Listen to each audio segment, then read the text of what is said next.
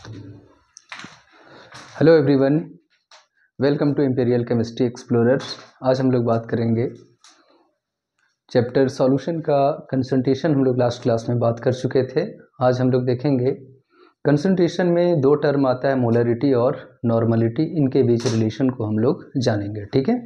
तो हम लोग देखते हैं रिलेशन बिटवीन नॉर्मलिटी और मोलरिटी। तो relation between molarity and normality.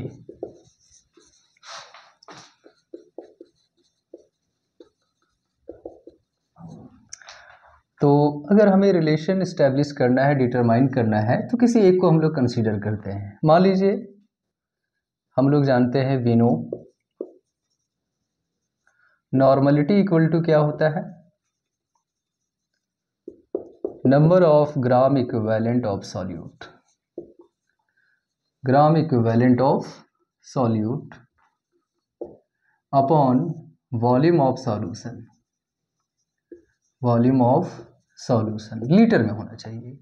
Number of gram equivalent को लिख सकते हैं weight of solute upon equivalent weight of solute, और वॉल्यूम को नीचे रख दिए। वेट ऑफ सॉल्यूट को ऐसे ही रहने दीजिए। इक्विवेलेंट वेट को लिख सकते हैं molar weight of solute upon valency. Clear है। यहाँ पे वॉल्यूम है, ये वैलेंसी ऊपर चला जाएगा। और आप जानते हैं वेट अपॉन मोलर वेट को हम लोग नंबर ऑफ मोल कहते हैं। तो number of moles of solute upon क्या हो गया, वॉल्यूम ऑफ सॉल्यूशन, और वैलेंसी ऊपर चला जाएगा। तो बताइए number of moles of solute upon volume of solution को हम लोग मोलरिटी कहते हैं। तो दिस इज मोलरिटी। तो बताइए मोलरिटी इंटू क्या हो गया, वैलेंसी। This is normality.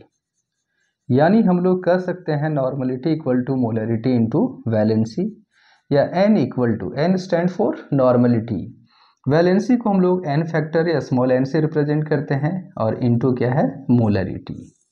तो याद रखेंगे capital N equal to n into क्या होगा, मोलरिटी। या फिर अगर हमें मोलरिटी नहीं पता है, नॉर्मलिटी पता है और मोलरिटी निकालना है, तो हो जाएगा आपका molarity equal to normality upon valency. Clear है। जिसे मान करके चलिए हम लोग एग्जाम्पल ले लेते हैं। सपोज कर लेते हैं हमारा NaCl है, NaCl का सॉल्यूशन है। तो इसका वैलेंसी जो है ये हो जाएगा 1, क्योंकि एक प्लस और एक minus, therefore normality equal to क्या होगा, मोलरिटी। दूसरा अगर हम लोग देखेंगे MgCl2, इसका वैलेंसी कितना होगा, 2, क्योंकि इस पर 2 प्लस और दोनों क्लोरीन पे 2 माइनस, तो वैलेंसी बोले तो n factor equal to 2, therefore normality equal to small n into m, तो 2m होगा। अगर मान लीजिए हमारे पास कोई H2SO4 है, सल्फ्यूरिक एसिड, तो इसका भी वैलेंसी कितना होता है, 2, क्योंकि एसिड का वैलेंसी हम लोग डिटरमाइन करते हैं कि उसके पास कितने रिप्लेसेबल हाइड्रोजन है। तो obvious सी बात है, इसके पास 2 रिप्लेसेबल हाइड्रोजन है, तो 2 होगा। तो नॉर्मलिटी इक्वल टू 2 गुने मोलरिटी। क्लियर है। जैसे मान करके चलिए क्वेश्चन हम लोग ले लेते हैं। सपोज कर लेते हैं 49 ग्राम ऑफ H2SO4 है, dissolve in 2 litre of solution. Calculate normality and molarity. तो चलिए हम लोग इसे सॉल्व करते हैं। हम लोग पहला मोलरिटी निकालते हैं। Determination of molarity, determination of molarity. तो बताइए मोलरिटी इक्वल टू क्या होता है, number of moles of solute upon volume of solution. Number of mole को लिख सकते हैं weight of solute upon molar weight of solute into volume. Weight कितना दिया हुआ है, 49, मोलर वेट 98, वॉल्यूम 2, तो 1/2 इंटू क्या हो जाएगा, 2, यानी 1/4 यूनिट मोल पर लीटर। दूसरा अगर हमें निकालना है नॉर्मलिटी, तो हम लोग जानते हैं यहाँ पे वैलेंसी जो होगा H2SO4 का 2 होगा, तो नॉर्मलिटी इक्वल टू होगा वैलेंसी गुने मोलरिटी, यानी 2 गुने 1/4 यानी 1/2 ग्राम इक्विवेलेंट पर लीटर। क्लियर है? तो इस तरीके से हम लोग नॉर्मलिटी और मोलरिटी के बीच रिलेशन को देखते हैं। ठीक है, आगे हम लोग देखेंगे, हम लोग को थोड़ा सा जानना है रिएक्टेंट्स प्रोडक्ट्स के बारे में, उसके बाद फिर स्टोइचियोमेट्री पढ़ेंगे। ठीक है, तो सबसे पहले हम लोग ये जान लेते हैं कि केमिकल रिएक्शन किसे कहते हैं। तो केमिकल रिएक्शन सबसे पहले जानते हैं, तो केमिकल रिएक्शन कहता है हर वो प्रक्रिया जिसमें पुराने केमिकल बॉन्ड टूटते हैं और नए केमिकल बॉन्ड बनते हैं, उसे हम लोग क्या कहते हैं? Chemical reaction. क्या कहेंगे? Chemical reaction. A process in which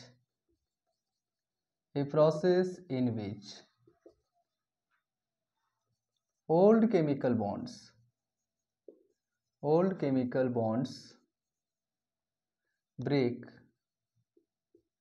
and new chemical bonds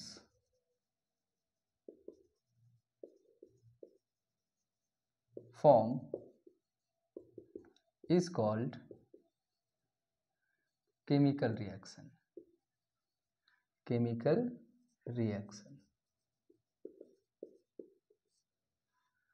for example, जैसे मान करके चलिए ये हाइड्रोजन है और ये क्लोरीन है, ये दोनों कंबाइन किया और HCl बनाया। तो जाहिर सी बात है दोस्तों, यहाँ पर अगर हाइड्रोजन है तो हाइड्रोजन और दूसरे हाइड्रोजन के बीच बॉन्ड होगा, ये क्लोरीन है तो दूसरे क्लोरीन के बीच बॉन्ड होगा। लेकिन अब यहाँ पर हाइड्रोजन और क्लोरीन के बीच बॉन्ड है। ठीक है, तो हम लोग ये देखेंगे कि हाइड्रोजन जिसके बाहरी कक्षा में एक इलेक्ट्रॉन होता है, यानी टोटल एक ही इलेक्ट्रॉन है, इसके साथ बॉन्ड बनाया, और हाइड्रोजन एक ही बॉन्ड बना सकता है, आप सभी जानते हैं। तो हाइड्रोजन जब दूसरे के साथ बॉन्ड बनाना चाहेगा तो पहले इसको ये बॉन्ड तोड़ना पड़ेगा, ये भी बॉन्ड इसको तोड़ना पड़ेगा। ठीक है, तो ये बॉन्ड जो है वो डिसोसिएट हो रहा है, ये बॉन्ड भी क्या हो रहा है? डिसोसिएट हो रहा है। लेकिन ये बॉन्ड क्या हो रहा है? बन रहा है। तो ये दोनों बॉन्ड जो थे वो पुराने थे। अब जो हमारे पास बॉन्ड है वो कौन है? H और Cl के बीच, यानी हाइड्रोजन और Cl के बीच। तो हम लोग कह सकते हैं हर वो प्रक्रिया जिसमें पुराने केमिकल बॉन्ड टूट जाएं और नए केमिकल बॉन्ड बने, उसे हम लोग क्या कहते हैं? Chemical reaction. क्या कहेंगे? Chemical reaction. तो यह एक केमिकल रिएक्शन है। देखिए, कुछ ऐसे भी होंगे, जैसे मान करके चलिए वाटर है, वाटर जो कि लिक्विड है, इसको हम लोग गर्म करेंगे तो ये वाटर वेपर बनाएगा। क्या यह एक केमिकल रिएक्शन है? तो नहीं भाई, ये भी H2O है और ये भी क्या है? H2O है। यहाँ ना तो कोई केमिकल बॉन्ड बना है और ना ही कोई केमिकल बॉन्ड टूटा है। क्लियर है? बस केवल यह है कि वाटर और दूसरे वाटर के बीच जो हाइड्रोजन बॉन्ड थे, जो कि केमिकल बॉन्ड नहीं है, वो था, यहाँ पे वो टूट गया तो ये गैस में कन्वर्ट हो गया। इसमें कन्वर्ट हो गया गैस में, लेकिन यहाँ कोई केमिकल बॉन्ड पार्टिसिपेट नहीं किया है। तो ये हमारा केमिकल रिएक्शन नहीं है, यह एक केमिकल रिएक्शन है। क्लियर है? यानी प्रॉब्लम नहीं। अब हम लोग देखते हैं केमिकल रिएक्शन को। एक केमिकल रिएक्शन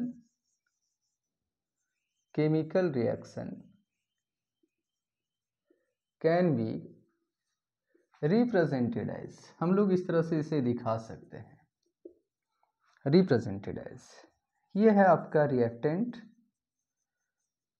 गिव्स, क्या देता है भाई? प्रोडक्ट देता है। ठीक है, रिएक्टेंट्स हम लोग कहेंगे किसे? तो हर वो सब्सटेंस जिसमें पुराना बॉन्ड टूटता है उसे हम लोग रिएक्टेंट्स कहेंगे, और जिसमें नया बॉन्ड बनने के रिजल्ट में ये बनता है, या नया बॉन्ड बनने के फलस्वरूप हमारा जो सब्सटेंस बनता है उसे हम लोग क्या कहते हैं? प्रोडक्ट्स कहते हैं। क्लियर है? तो रिएक्टेंट्स में पुराने बॉन्ड टूटेंगे, प्रोडक्ट में नया बॉन्ड बनेगा। ठीक है, हालांकि हम लोग कहते हैं इसे आम भाषा में कि किसी केमिकल रिएक्शन का वह पार्ट जो रिएक्शन में भाग ले रहा है, उसे हम लोग रिएक्टेंट्स कहते हैं, और जो रिएक्शन के अंत में बनता है उसे हम लोग क्या कहते हैं? प्रोडक्ट कहते हैं। ठीक है, लेकिन टेक्निकल शब्दों का इस्तेमाल करेंगे हम लोग, कि जिसमें पुराने बॉन्ड टूटे उसे हम लोग क्या कहेंगे, रिएक्टेंट्स, और नए बॉन्ड बनने के रिजल्ट में जो सब्सटेंस बना उसे हम लोग क्या कहते हैं, प्रोडक्ट्स कहते हैं। ठीक है, तो हम लोग कहते हैं पहला हमारा आ जाता है रिएक्टेंट्स, ये रिएक्टेंट्स, तो हम लोग कहेंगे all those substances which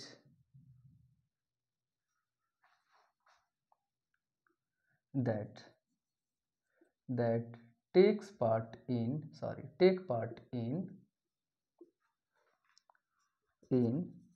chemical reaction are called reactants। क्या कहेंगे इसे, रिएक्टेंट्स।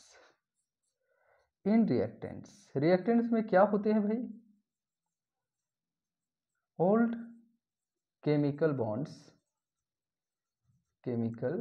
बॉन्ड्स ब्रेक, ये टूट जाते हैं। और क्या होगा, अमाउंट ऑफ रिएक्टेंट्स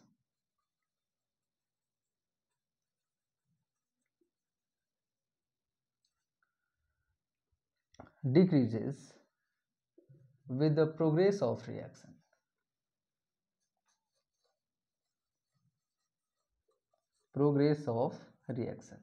जैसे जैसे रिएक्शन आगे की ओर बढ़ेगा इसका अमाउंट जो है वो कम होते जाएगा। क्लियर है। उसके बाद हम लोग देखते हैं ये रिएक्टेंट्स जो हैं वो दो प्रकार के होते हैं, एक होता है आपका सबस्ट्रेट और दूसरा रिएजेंट। तो हम लोग लिखेंगे it is of two types. First one substrate and second is reagent।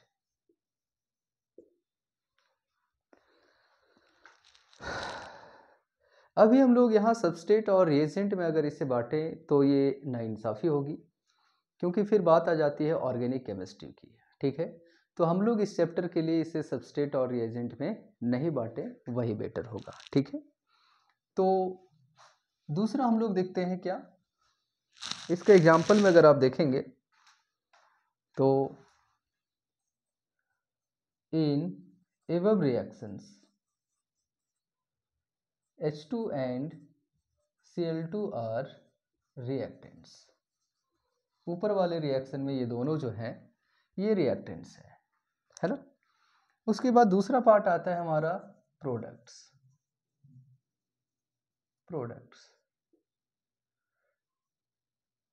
A substance which form या which is produced at the end of reaction is called product।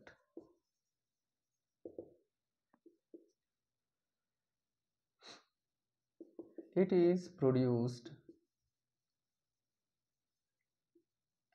as a result of formation of new chemical bond।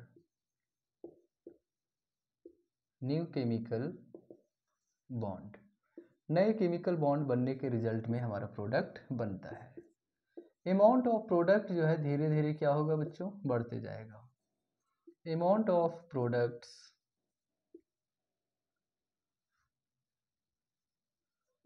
goes on increasing with the progress of reaction। जैसे जैसे reaction आगे की ओर बढ़ता है वैसे वैसे product का अमाउंट क्या होगा, बढ़ेगा। क्लियर है। एग्जाम्पल की बात करेंगे तो इन एबव रिएक्शन हमारा जो HCl है, HCl इज अ प्रोडक्ट, यह एक प्रोडक्ट है। क्लियर है। इसके बाद हम लोग देखते हैं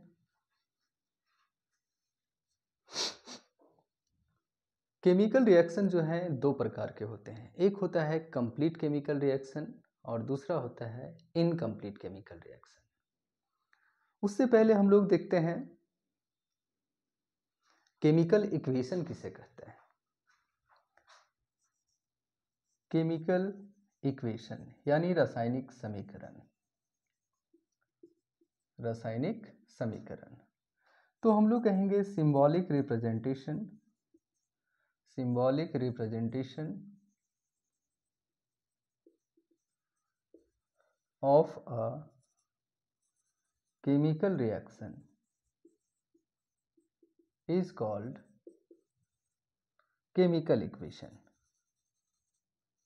केमिकल इक्वेशन जैसे मान करके चलिए बच्चों, आप ये देखेंगे कि हाइड्रोजन क्लोरीन के साथ रिएक्शन कर रहा है, तो हम लोगों ने यहाँ पे हाइड्रोजन नहीं लिखा है और न ही यहाँ पे क्लोरीन लिखा है और न ही यहाँ पे हाइड्रोजन क्लोराइड लिखा है।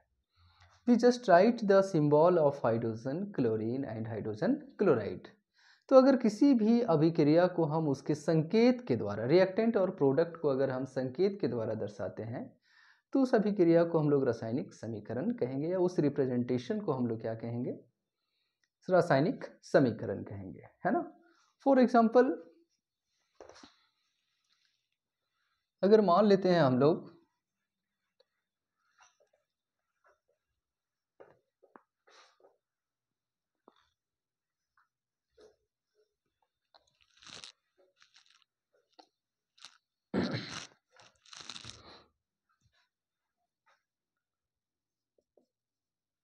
फॉर एग्जाम्पल मान लेते हैं combustion of carbon. Combustion of carbon can be represented as. तो भाई कार्बन जो है ये सॉलिड होता है, ऑक्सीजन O2 के रूप में होता है और वो भी गैस अवस्था में, और ये जल करके क्या देता है, CO2 गैस, साथ में कुछ हीट भी देता है। तो ये हो गया कंबसन ऑफ कार्बन का रासायनिक समीकरण यानी केमिकल इक्वेशन। क्लियर है। केमिकल इक्वेशन जो है दो प्रकार के होते हैं। केमिकल इक्वेशन जो है ये दो प्रकार के होते हैं। एक होता है दोस्तों मॉलिक्यूलर इक्वेशन और एक होता है आयनिक इक्वेशन। आयनिक इक्वेशन तो हम लोग मॉलिक्यूलर इक्वेशन किसे कहेंगे, तो एन इक्वेशन या एक chemical equation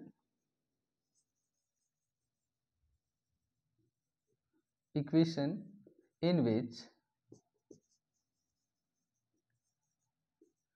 reactants and products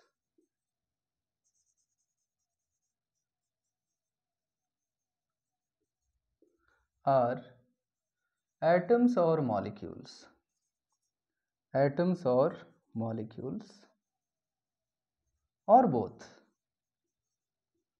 is called molecular equation, है ना। जैसे मान करके चलिए हमारे पास कार्बन है, ऑक्सीजन है, ये कार्बन डाइऑक्साइड दिया, तो यह एक मॉलिक्यूलर इक्वेशन का एग्जाम्पल है।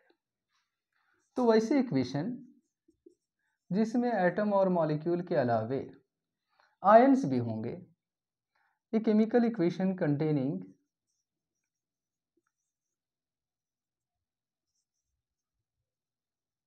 containing ions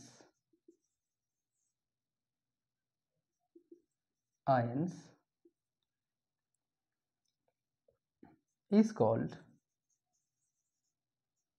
आयनिक इक्वेशन। आयनिक इक्वेशन जैसे मान करके चलते हैं हम लोग, ये हमारा कॉपर आयन का सॉल्यूशन है एक्वस, और इसमें अगर हम जिंक सॉलिड को डाल देते हैं तो ये जिंक 2+ आयन देता है, वो भी एक्वस में, और कॉपर सॉलिड बन जाता है। तो यहाँ पे देखिए एटम भी है, आयन भी है। एटम हो या ना हो, मॉलिक्यूल हो या ना हो, डजंट मैटर, लेकिन इट मस्ट कंटेन आयन। अगर इस इक्वेशन में आयन है तो हम इस इक्वेशन को क्या बोलेंगे, आयनिक equation.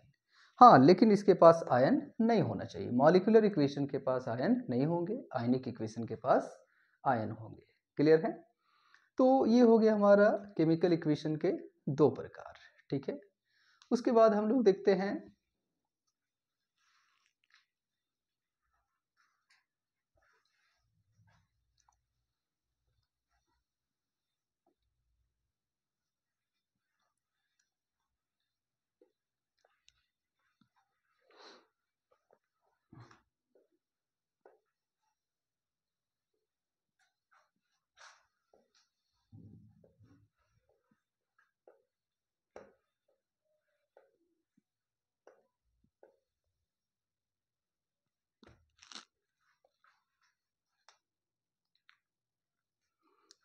Balanced chemical equation. Balanced chemical equation.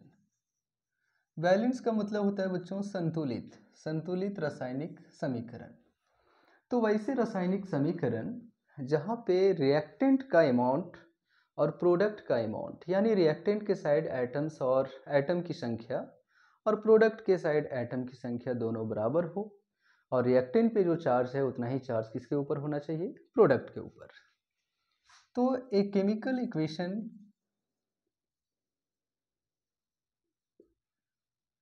is said to be balanced, said to be balanced chemical equation, chemical equation if दो बातें, पहला mass of reactants should be equal to mass of products, reactant का मास और product का मास क्या होगा, बराबर होगा। दूसरा, charge on reactants, charge on reactants is equal to charge on products. अगर ये दोनों बराबर हैं तो हम लोग इसे कहेंगे balance chemical equation. For example, अगर मान लीजिए H2 जो है ये गैस है, Cl2 जो है ये गैस है, और ये रिएक्शन करके 2HCl गैस दे रहा है। तो बताइए दोस्तों, इधर दो हाइड्रोजन है, इधर भी दो हाइड्रोजन है, दो क्लोरीन है, दो क्लोरीन है, तो ये बैलेंस हो गया। हम लोग देखते हैं, अभी कुछ देर पहले एक इक्वेशन लिखे थे, कॉपर 2 प्लस अक्वस Zn सॉलिड था, अब ये कन्वर्ट हो गया Zn2 प्लस अक्वस में और कॉपर सॉलिड में। तो आप देखेंगे एक कॉपर इधर भी है और एक कॉपर इधर भी है, एक जिंक इधर भी है और एक जिंक इधर भी है, तो मास तो बराबर हो गया। 2 प्लस इधर भी है और 2 प्लस इधर भी है, चार्ज बराबर है। ऊपर वाले में कोई चार्ज ना बाएं तरफ था ना ही दाएं तरफ, तो हम ऐसे इक्वेशन को क्या कहेंगे, बैलेंस्ड केमिकल इक्वेशन कहेंगे, ठीक है। बैलेंसिंग का कंसेप्ट बच्चों मैं आप लोगों को रिडॉक्स रिएक्शन चैप्टर में बताऊंगा, ठीक है, क्योंकि वहाँ हम लोग दो स्पेशल मेथड पढ़ते हैं, आयन इलेक्ट्रॉन मेथड और ऑक्सीडेशन नंबर चेंज मेथड। यहाँ पे आप लोग हीट एंड ट्रायल मेथड से इक्वेशन को बैलेंस कर देंगे। जैसे इधर दो हाइड्रोजन था, इधर दो क्लोरीन था, तो भाई इधर हमने 2 से गुना कर दिया। ये तो आप सीख सकते हैं, समझ सकते हैं, लेकिन बेसिक जो है वो आप 8, 9, 10 में पढ़े थे। एडवांस कंसेप्ट हम लोग रिडॉक्स रिएक्शन चैप्टर में पढ़ेंगे, क्लियर है। अब हम लोग चले आते हैं complete and incomplete chemical reaction. Complete and incomplete chemical reaction.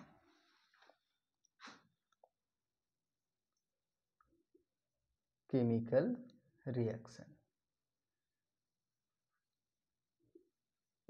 है ना। तो वैसे केमिकल रिएक्शन जिसमें सारे के सारे रिएक्टेंट कन्वर्ट हो जाएंगे प्रोडक्ट में, यानी कोई भी रिएक्टेंट ना बचे, उसे हम लोग क्या कहेंगे, कंप्लीट केमिकल रिएक्शन। और जिसमें कुछ एक दो बच जाए उसे हम लोग क्या बोलेंगे, इनकम्प्लीट केमिकल रिएक्शन, क्लियर है।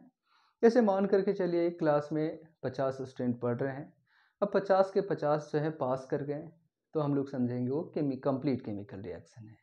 लेकिन अगर एक भी अगर बच जाए, किसी कारणवश फेल हो जाए, तो फिर हम लोग उस रिएक्शन को क्या बोलेंगे, इनकम्प्लीट, ठीक है। तो सबसे पहला आता है हमारा complete chemical reaction. Complete chemical reaction. A chemical reaction is said to be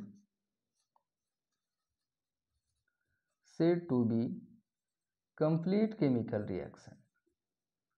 Complete chemical reaction if condition है all the reactants are entirely converted, पूरी तरह से, है ना, entirely converted into क्या होगा, प्रोडक्ट्स. ओके, तो उसे हम लोग क्या कहेंगे, कंप्लीट केमिकल रिएक्शन. जैसे मान करके चलिए ए जो है वो बी के साथ रिएक्शन किया, मान लेते हैं A2 और B2, तो ये 2AB बना रहा है, तो जितना भी ए है और जितना भी बी है सब का सब कन्वर्ट हो गया किस में, ए बी में. ऐसे ही हम लोग ले लेते हैं ए बी. ठीक है, तो फॉर अ रिएक्शन हम कैसे जानेंगे कि ये कंप्लीट है. For a reaction to be complete number of gram equivalent of all the reactants, सारे रिएक्टेंट्स का number of gram equivalent must be equal. क्या होना चाहिए, बराबर होना चाहिए. That is gram equivalent of A must be equal to gram equivalent of B. Number of gram equivalent of A बराबर number of gram equivalent of B. तो gram equivalent कैसे हम लोग डिसाइड करते हैं, वेट अपॉन इक्विवेलेंट वेट. तो weight of A upon equivalent weight of A बराबर होना चाहिए weight of B upon equivalent weight of B. अगर ये दोनों बराबर हैं तो हम लोग कहेंगे कि रिएक्शन कंप्लीट है. दोस्तों हम लोग कंप्लीट में जो अभी हम लोगों ने देखा gram equivalent of A equal to gram equivalent of B, हम लोग यहाँ पे नंबर ऑफ मोल नहीं ले सकते हैं. जैसे कुछ रिएक्टेंट्स ऐसे भी होते हैं जो कम मात्रा में होने के बावजूद भी बच जाते हैं. सपोज कर लेते हैं कि आप पिकनिक में गए हुए हैं, 10 लोग हैं, मान लेते हैं 5 केजी चिकन लेके गए हैं और भी कुछ लेके गए हैं, टमाटर लेके गए हैं, मिर्चा लेके गए हैं, बहुत नमक लेके गए हैं. मान लेते हैं आपने 1 केजी नमक लेके गया, आधा केजी तो लेके जाएंगे नहीं, 1 केजी लेके गए. तो नमक की मात्रा यहाँ पर क्या थी, 5 केजी चिकन के कंपैरिजन में कम था, लेकिन फिर भी आप देखते होंगे कि नमक बच जाता है. क्लियर है. तो नमक का मात्रा अगर मास में हम देखें तो कम था, लेकिन फिर भी ये बच गया. ओके, तो यहाँ पर हम लोग मास या फिर नंबर ऑफ मोल में नहीं देखते हैं, हम लोग नंबर ऑफ ग्राम इक्विवेलेंट में देखते हैं. अगर नंबर ऑफ ग्राम इक्विवेलेंट दोनों का बराबर है तो हम लोग कहेंगे रिएक्शन कंप्लीट है. जैसे फॉर एग्जांपल मान लेते हैं बच्चों, हम लोग ले लेते हैं हाइड्रोजन जो है इसको ऑक्सीजन से जलाते हैं, समीकरण ऐसे संतुलित होता है, H2O बनता है. अगर मान लिया जाए, सपोज कर लेते हैं हमारे पास 10 ग्राम हाइड्रोजन है और ये मान लेते हैं 32 ग्राम है. कितना ग्राम है, 32. तो अब हम लोग को देखना है कि क्या ये रिएक्शन कंप्लीट है या इनकम्प्लीट है. ओके, तो देखिए क्या है यहाँ पर कि वेट तो दिया हुआ है, इक्विवेलेंट वेट निकालिए. इक्विवेलेंट वेट क्या हो जाएगा, हाइड्रोजन का तो 1 होता है, ऑक्सीजन का आप जानते हैं 8 होता है. तो नंबर ऑफ ग्राम इक्विवेलेंट कितना होगा बच्चों, wait upon equivalent wait 10 upon 1 बराबर 10 और 32 अपॉन 8 बोले तो 4. देखिए तो क्या बराबर है दोनों, नहीं. इसका मतलब हाइड्रोजन बच जाएगा, ये ज़्यादा मात्रा में है, ये क्या है, ज़्यादा मात्रा में. तो ये रिएक्शन हमारा कंप्लीट केमिकल रिएक्शन नहीं है. ठीक है, तो कंप्लीट केमिकल रिएक्शन होने के लिए अगर ये 10 ग्राम इक्विवेलेंट है तो ये भी कितना होना चाहिए, 10 ग्राम इक्विवेलेंट. ओके, तो दूसरा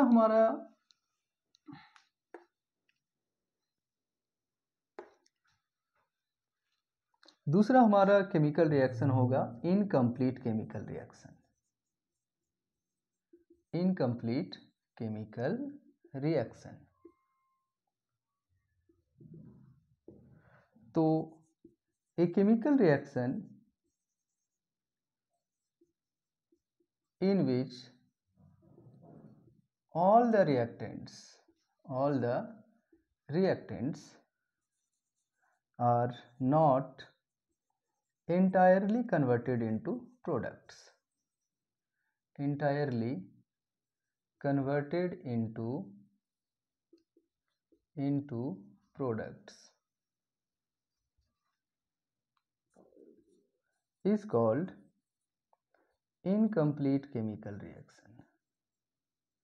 Incomplete chemical reaction यानी सारे के सारे रिएक्टेंट पूरी तरह से कन्वर्ट नहीं होंगे. In case of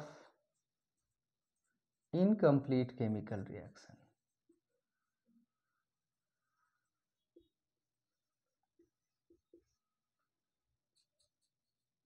number of gram equivalent of all the reactants are not equal. यहाँ पे बराबर नहीं होते हैं.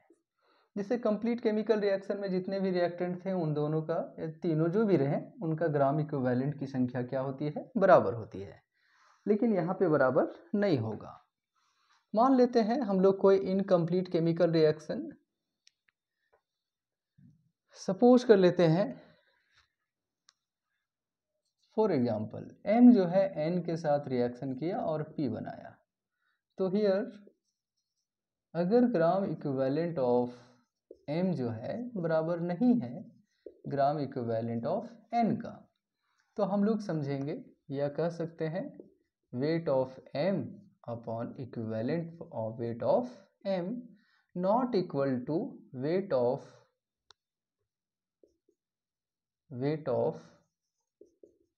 N upon equivalent weight of N. अगर ये बराबर नहीं है तो हम कहेंगे कि ये रिएक्शन हमारा इनकम्प्लीट है. क्या है? इनकम्प्लीट है. ठीक है. तो हम लोग यहाँ पर देखेंगे कि रिएक्शन जो है दो प्रकार के हुए, कंप्लीट और इनकम्प्लीट. तो कंप्लीट केमिकल रिएक्शन में क्या होता है, जितने भी रिएक्टेंट्स हैं सभी का नंबर ऑफ ग्राम इक्विवेलेंट बराबर होता है. ठीक है. अगर बराबर है तो हम लोग समझेंगे कि कंप्लीट केमिकल रिएक्शन है, और अगर बराबर नहीं है then the reaction is said to be incomplete. Clear है. जैसे मान करके चलिए एक क्वेश्चन ले लेते हैं. 8 gram of hydrogen reacts with 16 gram of oxygen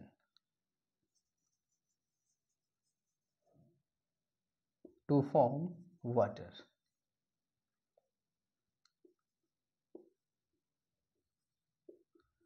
Identify पता लगाएं whether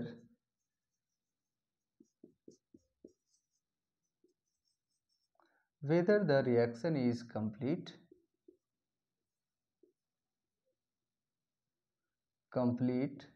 or not.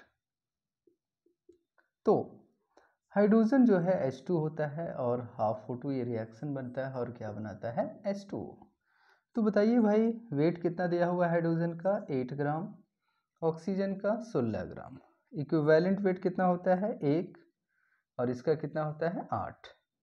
तो नंबर ऑफ ग्राम इक्विवेलेंट बराबर तो आप सभी जानते हैं वेट अपॉन इक्विवेलेंट वेट. तो बताइए हाइड्रोजन का 8/1 इक्वल टू 8 और इसका 16/8 यानी कितना हो जाएगा, 2. तो बताइए दोनों बराबर हैं, नहीं. तो the reaction is incomplete. Reaction जो है आपका इनकम्प्लीट है. क्या है, इनकम्प्लीट है. अब इनकम्प्लीट केमिकल रिएक्शन में रिएक्टेंट्स जो हैं दो प्रकार के होते हैं.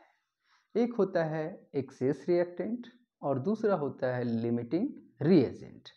तो आगे हम लोग देखते हैं इन दोनों के बारे में.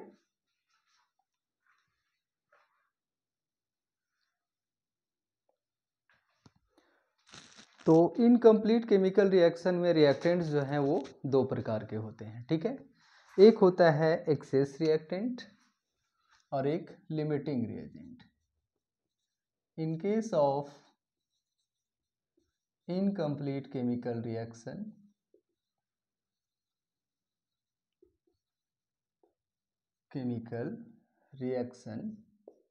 reactants are of two types पहला एक होगा लिमिटिंग रीएजेंट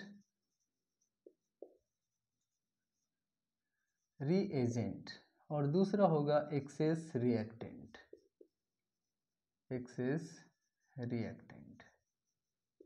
ओके। यानी रिएक्टेंट यहाँ पर जो है वो दो प्रकार के हुए। कितने प्रकार के? दो। एक हो गया लिमिटिंग रिएजेंट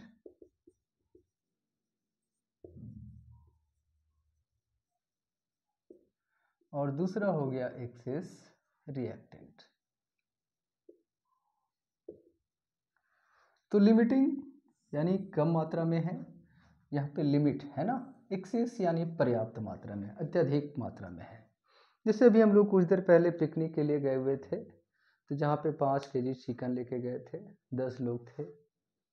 अगर मान करके चलिए 2 लोग और आए, चिकन कम हो गया लेकिन नमक तो हमारे पास पर्याप्त है। क्लियर है? तो यहाँ पर जो है हमारा नमक जो है वो एक्सेस मात्रा में हो गया और चिकन जो है वो लिमिटिंग मात्रा में हो गया, है ना। तो a reactant of an incomplete chemical reaction, incomplete chemical reaction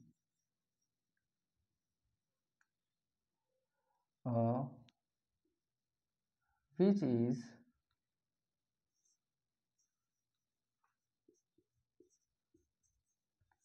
present in less amount। याद रहे अमाउंट अभी मैंने कहा था ना, मास या नंबर ऑफ मोल में नहीं लेना है। Less amount in number of gram equivalent, यानी इनका अमाउंट जो है ग्राम इक्विवेलेंट में कम होगा, इज कॉल्ड लिमिटिंग रीएजेंट। जबकि a reactant of an incomplete chemical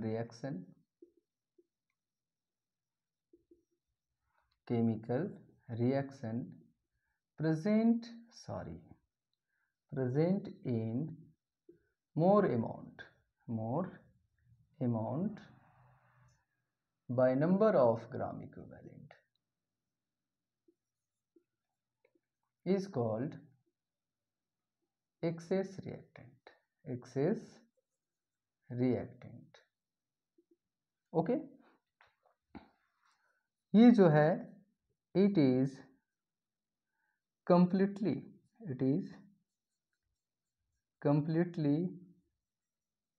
consumed during the reaction।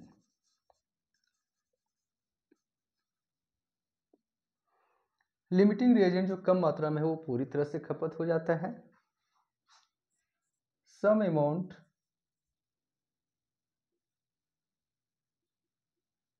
Remains unreacted, बिना अभिक्रिया किए ही रह जाता है। ओके। तो अगर हम लोग एग्जाम्पल की बात करें तो कुछ देर पहले लिए थे, हाइड्रोजन भाई था और ऑक्सीजन था, क्या बना रहा था? वाटर। इसका हम लोग 8 ग्राम लिए थे, इसका कितना? 16 ग्राम। ठीक है। तो ये वेट था, ये क्या था? इक्विवेलेंट वेट, 1 और 8। मान लीजिए ये 32 ले लिए हम लोग, या फिर 8, 16 लिए थे तो 16 ही ले लेते हैं। तो ग्राम इक्विवेलेंट कितना हो जाएगा भाई? Wait upon equivalent wait, 8 upon 1 बराबर 8 और 16 अपॉन 8 बराबर 2। तो यहाँ पर हियर ये जो आपका हाइड्रोजन है ये ज़्यादा मात्रा में है, तो H2 is excess reactant and O2 is limiting reagent, limiting reagent। Clear है? तो ये हो गया एक्सेस रिएक्टेंट और लिमिटिंग रिएजेंट। ठीक है, एक्सेस रिएक्टेंट का मात्रा जो है नंबर ऑफ ग्राम इक्विवेलेंट में ज़्यादा होता है, लिमिटिंग रिएजेंट का मात्रा नंबर ऑफ ग्राम इक्विवेलेंट में कम होता है। लिमिटिंग रिएजेंट रिएक्शन के दौरान पूरी तरह से खपत हो जाता है, जबकि कुछ मात्रा जो है रह जाता है। जैसे हम लोग हाइड्रोजन और ऑक्सीजन का करवाए थे, 8 ग्राम हाइड्रोजन लिए थे और 16 ग्राम ऑक्सीजन, लेकिन फिर भी हाइड्रोजन ही ज़्यादा हो गया, ऑक्सीजन कम हो गया, क्योंकि इसका ग्राम इक्विवेलेंट ज़्यादा था, ऑक्सीजन का कम था। ओके, तो ये हो गया आपका लिमिटिंग रिएजेंट और एक्सेस रिएक्टेंट्स। क्लियर है? तो ये था हमारा आज का क्लास। नेक्स्ट वीडियो में हम लोग पढ़ेंगे स्टोइचियोमेट्री, है ना, बहुत ही इम्पॉर्टेंट है। तो हमारे लेटेस्ट वीडियो को देखने के लिए बेल आइकन को ज़रूर दबाएं, चैनल को सब्सक्राइब करें, शेयर भी करें, वीडियो पसंद आए तो लाइक भी करें। धन्यवाद।